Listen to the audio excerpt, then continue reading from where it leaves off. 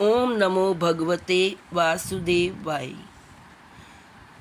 Friends, आज रमा एकादशी है, यानी आज 17 अक्टूबर को रमा एकादशी का व्रत रखा जाएगा। धनतेरस से एक दिन पहले आता है यह व्रत और इस दिन भगवान विष्णु और माँ लक्ष्मी की पूजा की जाती है।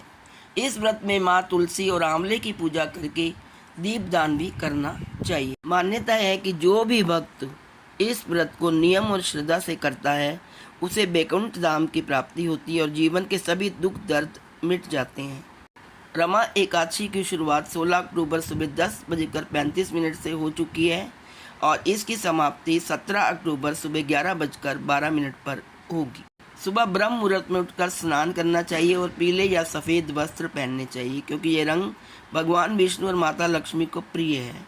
पूजा स्थल पर गंगा जल छिड़ककर शुद्धिकरण करें, फिर दीप जलाकर भगवान विष्णु का पंचामृत से अभिषेक करें और उन्हें चंदन, फूल, तुलसी दल, मेवा और अक्षत अर्पित करें। इसके बाद माता लक्ष्मी की पूजा करें और रमा एकादशी कथा सुने या पढ़ें। पूजा के बाद आरती करें और ओम नमो भगवते वासुदेवाय या ओम लक्ष्म्याय नमः मंत्र का जप करें। अगले दिन विधि अनुसार ब्राह्मण या किसी जरूरतमंद को दान देकर व्रत का पारण करें।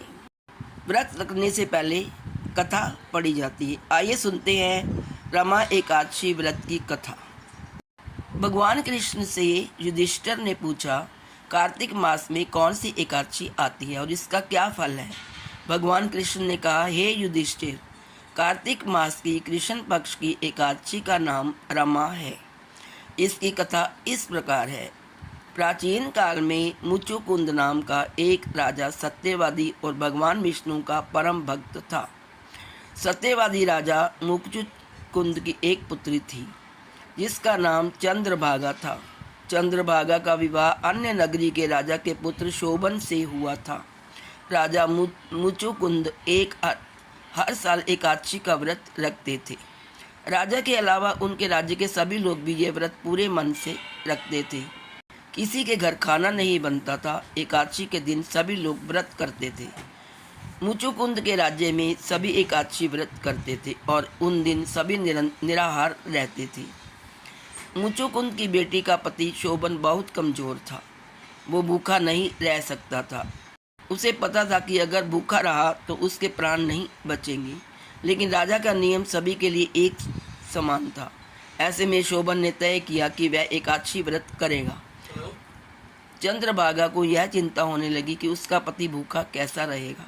शोभन ने भगवान पर भरोसा करके व्रत कर लिया, लेकिन जैसे जैसे समय आगे बढ़ा वह भूख प्यास सहन न कर सका। सुबह पारण करने से पहले ही उसकी मृत्यु हो गई।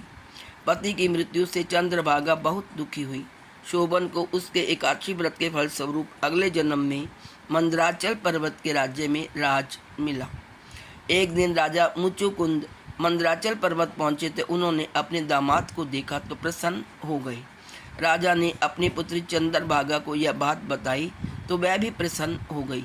इसके बाद चंद्रभागा ने भी रमा एकादशी का व्रत किया और इस व्रत के शुभ फल से वह अपने पति के पास चली गई। तो दोस्तों, ये थी रमा एकादशी की व्रत कथा। आप सबको मेरी तरफ से रमा एकादशी की हार्दिक शुभकामनाएं। Please like, share and subscribe. Thank you so much.